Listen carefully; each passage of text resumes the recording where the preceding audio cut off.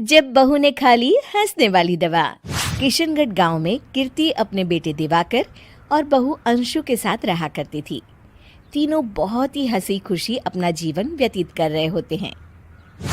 अरे बहू, आज खाना मैं बना देती हूँ। नहीं माँ जी, आप क्यों तकलीफ कर रही हैं? आप आराम कीजिए, खाना मैं ही बनाऊंगी। कितनी अच्छी बहू मिली है मुझे, भगवान ऐसी बहू सबको दे। सब कुछ ठीक चल रहा होता है कि एक दिन गलती से अंशु हंसने वाली दवा खा लेती है। बस उस दिन से सब कुछ बदल जाता है। अरे बहू, मेरे घुटनों में बहुत दर्द हो रहा है, जरा बाम तो दे दे। अरे बाम लगा कर क्या करोगी माँ जी? मैं पाँव दबा देती हूँ। अरे एक तो मुझे पाँव दर्द हो रहा है, ऊपर से तुम हंस रही हो। आई एम सॉरी माँ जी। अरे फिर से हंस रही है, जा तू मेरे कमरे से, मुझे तुझसे बात नहीं करनी। हे भगवान, ये क्या हो गया? अब माँ जी क्या सोचेगी? 2 दिन बाद कीर्ति घर में किटी पार्टी रखती है। उसकी सभी सहेलियां घर आने वाली होती हैं। अरे बहू, मेरी कुछ सहेलियां आज दोपहर को घर आने वाली है। आज कुछ खाने में अच्छा सा बनाना। सहेलियां? क्यों? मेरी सहेलियां नहीं हो सकती क्या? तुम फिर से हंस रही हो? नहीं माँ जी, मैं हंस नहीं रही हूँ। अरे फिर से हंस रही हो और बोल रही हो कि हंस नहीं रही। नहीं माँ जी, मैं तो तुम जाओ मेरे सामने से और किचन का काम कर लो, जाओ। दोपहर को कीर्ति की सभी दोस्त खाने पर आ जाती हैं। अरे वाह, घर तो बहुत सुंदर सजाया है कीर्ति। अरे मैंने कहा, ये सब तो मेरी बहू का कमाल है। अरे वाह, बड़ी गुनी है तुम्हारी बहू तो। हाँ हाँ, खाना भी अच्छा बनाया है। हाँ, बहुत ही गुनी है। तो हमको नहीं मिलवाओगी क्या, या छुपा कर रखोगी अपनी हीरे जैसी बहू को? अरे नहीं नहीं, अभी बुलाती हूँ। अंशु, ओ अंशु, बहू रानी। अंशु बाहर आती है। जी माँ जी। बहू, ये सब मेरी सहेलियां हैं, मिलो सबसे। नमस्ते आंटी। नमस्ते बेटा, बहू तो बहुत अच्छी मिली है तुमको, किस्मत वाली हो तुम। किस्मत वाली? अरे क्या हुआ? हंस क्यों रही हो? नहीं नहीं, मैं हंस नहीं रही हूँ। तभी अचानक सांची के हाथ से चम्मच छूट जाता है और उसका कुर्ता गंदा हो जाता है। अंशु फिर से हंसने लगती है।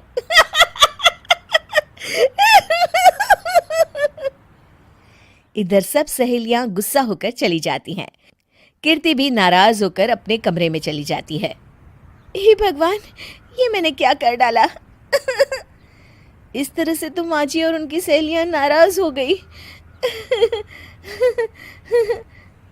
अगले दिन, बहू, ओ बहू, किधर हो? जी माँ जी। जल्दी से मेरे साथ चलो, पड़ोस वाले शर्मा जी की हार्ट अटैक से मौत हो गई है, उनके घर बैठक के लिए जाना है। अंशु तैयार होकर आ जाती है। थोड़ी देर में दोनों शर्मा जी के घर पहुंच जाती हैं। वहां पर सब रो रहे होते हैं। कीर्ति शर्मा जी की बीवी के पास बैठकर उन्हें सांत्वना देने लगती है। बड़े अच्छे इंसान थे मेरे पति। अच्छा। तुम हंस क्यों रही हो? वो अच्छे थे। हाँ हाँ, बहुत अच्छे थे अंकल। अरे अंशु, हंस मत। माँ जी, मैं हंस नहीं रही। मैं तो आंटी जी को बस दिलासा दे रही थी। सब औरतें अंशु की इस हरकत से हैरान हो जाती हैं। कीर्ति भी बहुत शर्मिंदा होती है और वो अंशु को लेकर फटाफट घर लौट आती है। अंशु, क्या हो गया है तुझे? हंस क्यों रही थी तू वहां पर? नहीं बाजी, मैं तो बस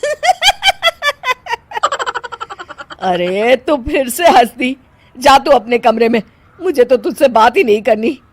मेरा बेटा ही तुझसे बात करेगा अब। रात को जब दिवाकर घर लौट आता है तो कीर्ति दिवाकर को सब कुछ बताती है। ठीक है माँ, अब फिक्र मत करो, मैं अंशु से बात करता हूँ। दिवाकर अपने कमरे में जाता है। जी आ गए आप कैसे हैं? मैं तो ठीक हूँ, बस सर में हल्का दर्द है। सर में दर्द अरे इसमें हंसने की क्या बात है? नहीं, मैं हंस नहीं रही हूँ मुझे तो फिक्र हो रही है आपकी एक तो मेरे सर में दर्द है, ऊपर से तुम हंस रही हो। अरे कैसे समझाऊं मैं आपको मैं हंस नहीं रही अंशु, तुम इस घर से चली जाओ। माँ ने मुझे बताया जो भी तुमने शर्मा आंटी के घर किया, और किटी पार्टी में भी। नहीं जी, मैं ऐसे नहीं हूँ तो अभी क्या हुआ था? क्यों हंस रही थी तुम? रुकिए मैं आपको सब कुछ बताती हूँ आपको सब कुछ। अंशु डायरी में लिखकर दिवाकर को पढ़ने देती है। कुछ दिनों पहले मैंने गलती से हंसने वाली दवा पी ली थी, जिसकी वजह से ये सब हो रहा है। इसका असर कुछ दिन और रहेगा। अरे तो तुमने ये सब पहले क्यों नहीं बताया अंशु? वो मैंने माँ जी को बताने की बहुत कोशिश की मगर उन्होंने सुना ही नहीं अरे ठीक है, मगर वादा करो जब तक दवाई का असर ठीक नहीं हो जाता तुम घर से बाहर नहीं जाओगी। नहीं जाऊंगी और हंसूंगी तो बिल्कुल नहीं लो, तुम तो फिर से हंस दी शेयरिंग इज केयरिंग। दोनों भाई नाश्ते की टेबल पर बैठे थे। प्रियंका, मेरा नाश्ता कहाँ है? भाभी, मुझे भी ऑफिस के लिए लेट हो रहा है। इस पर प्रियंका किचन में से दोनों के नाश्ते की प्लेट्स लेकर बाहर आती है। लो भाई, आप दोनों का नाश्ता। किसी को भी 1 मिनट का सब्र नहीं है। ये प्रियंका का ससुराल है, जहाँ कोई औरत ना होने की वजह से शादी वाले दिन से ही घर के साथ दोनों भाइयों की जिम्मेदारियां प्रियंका संभाल लेती है। दोनों भाई शांति से नाश्ता कर रहे होते हैं कि अंकुश अपने भाई की प्लेट से पराठे का एक टुकड़ा उठा लेता है। आपको पता है ना, मैं खाना शेयर नहीं करता, फिर भी मेरी प्लेट में से खाना जरूरी है क्या? अरे हद हो गई है, मुझे नहीं खाना अब। अंकुर गुस्से में नाश्ता छोड़कर टेबल से उठ खड़ा होता है। अरे ये कैसा बिहेवियर है अंकुर? एक टुकड़ा ही तो है। एक हो या आधा, मुझे भूख लगी है तो ये सिर्फ मेरा ही है। उसे भी किसी के साथ शेयर करने बैठा तो भूखा नहीं रह जाऊंगा। अरे बाबा ठीक है, अब इस पर भी लड़ाई। दूसरा बना देती हूँ, पर प्लीज ऐसे खाना बीच में छोड़कर मत जाओ, इससे अन्न का अपमान होता है। ओ प्लीज भाभी, ऐसी कोई चीज होती ही नहीं है। आपके पास पैसे हैं, खरीदो और खाओ, अगर नहीं खाया जाए तो फेंक दो। अरे दुनिया में सब यही करते हैं। अंकुर बैग उठाकर ऑफिस के लिए चला जाता है, जिसके पीछे उसका बड़ा भाई मायूस सा घर में खड़ा रह जाता है। जिसने बचपन से सोने की चम्मच में खाया हो, उसे दुनिया के बारे में क्या पता होगा। वैसे गलती तो हमारी ही है। अगर कभी बचपन में ही सही गलत का फर्क सिखाया होता तो आज ये हाल नहीं होते। आप फिक्र क्यों करते हैं जी? भगवान है, वो जो भी करता है सबकी भलाई के लिए ही करता है, और जब वो चाहेंगे तो अपनी तरह से अंकुर भैया को भी सब कुछ सिखा देंगे। पत्नी की बात पर विश्वास कर अंकुश भी ऑफिस चला जाता है। सुबह से दोपहर होती है और अंकुर लंच करने ऑफिस के पास वाले रेस्टोरेंट में पहुंचता है, जहां वो एक साथ बहुत सारा खाना ऑर्डर कर देता है। सर, क्या कोई आपको ज्वाइन करने वाला है? नहीं तो क्यों? अब कुछ नहीं सर, ऐसे ही। वेटर चला जाता है और कुछ देर में अंकुर का ऑर्डर लेकर वापस आता है, जिस पर अंकुर सब डिशेस में से थोड़ा थोड़ा खाकर बाकी ऐसे ही छोड़कर बिल देकर चला जाता है। वाह भगवान तेरी माया, कहीं कोई एक एक टुकड़े के लिए तरसता रहता है और ये 5 लोगों का खाना ऑर्डर करके एक का भी पूरा नहीं खाते। पैसे वालों की माया। वेटर टेबल साफ कर बचा हुआ सारा खाना लेकर रेस्टोरेंट के पीछे घूम रहे बच्चों के पास पहुंच जाता है, जिसे देख बच्चों के चेहरे खिल उठते हैं। वाह! आज इतना सारा खाना आया। थैंक यू भैया। भगवान आपको खाने की फैक्ट्री बना दे। अगर ये फैक्ट्री मेरी होती तो तुम लोगों को कभी किसी का झूठा बचा हुआ खाना नहीं खाना पड़ता।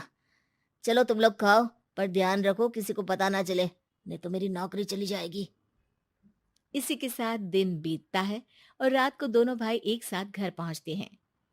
कुछ देर में सब डिनर करने बैठते हैं, जहां अंकुश अंकुर को समझाने की कोशिश करता है। अंकुर, अगर हमें लाइफ में सब कुछ मिला है, इसका ये मतलब नहीं कि तुम उसका गलत फायदा उठाओ, बल्कि तुम्हें उसकी मदद से दूसरों को भी मदद करनी चाहिए। भैया जिनके पास नहीं है उनकी वजह मैं तो नहीं ना। और ऐसे बहुत लोग हैं जिनके पास सब कुछ है। इसलिए अगर मैं एक इंसान कुछ नहीं करूंगा तो कोई फर्क नहीं पड़ने वाला। तुम्हारे भैया बस एक चीज समझाना चाहते हैं कि जिस चीज की हमारे पास कमी नहीं है, उसे बर्बाद करने से अच्छा है कि लोगों के साथ शेयर करें। इससे हम सिर्फ सामान नहीं, खुशियां भी बांटते हैं, और इसमें तुम्हारा ज्यादा कुछ तो जाएगा नहीं। भैया भाभी की बात सुन अंकुर कुछ बोले बिना उठकर चला जाता है। इसी तरह दिन बीतते रहते हैं, जिसमें अंकुश और प्रियंका कोशिश तो बहुत करते हैं, पर अंकुर पर किसी भी चीज का कोई असर नहीं पड़ता। एक दोपहर अंकुर सैंडविच खाते हुए सड़क के किनारे चल रहा होता है। तभी उसकी नजर आइसक्रीम वाले पर पड़ती है और वो सैंडविच सड़क किनारे फेंक आइसक्रीम खरीदने पहुंच जाता है। अब इसे कहते हैं जिंदगी का सुख। जैसे ही अंकुर आइसक्रीम लेकर पीछे मुड़ता है, तो एक आदमी को सड़क से वही सैंडविच उठाते हुए देखता है। वो आदमी बहुत कमजोर, गरीब, जैसे बहुत दिनों से खाना ना खाया हो वैसा लग रहा था। अंकुर उसके पास जाकर खड़ा हो जाता है। उसे देखकर आदमी सैंडविच अंकुर की तरफ कर देता है। आपको भी खाना है क्या? क्या हम इसे आधा आधा कर ले? मुझे बहुत भूख लगी है। वो मेरा ही झूठा सैंडविच है। तुम दूसरा खरीद कर क्यों नहीं खा लेते? इसे क्यों खा रहे हो? अरे भैया, अगर खरीदने के पैसे होते तो 4 दिन से भूखा नहीं घूम रहा होता। हैं? क्या? तुमने 4 दिन से कुछ नहीं खाया? फिर भी इस आधे सैंडविच को मेरे साथ बांटने के लिए तैयार हो गए? क्यों?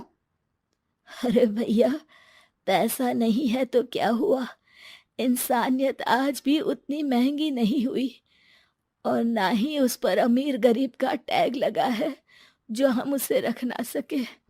पर अफसोस, आजकल लोगों के अंदर पोषण, खून या विटामिन से ज्यादा इंसानियत की कमी होने लगी है। आदमी की बातों से अंकुर को समझ में आ जाता है कि वो आज तक कितना गलत काम करता आ रहा था। इसके बाद से वो अपनी किसी के साथ शेयर नहीं करने और खाने को बर्बाद करने वाली आदत को छोड़ देता है।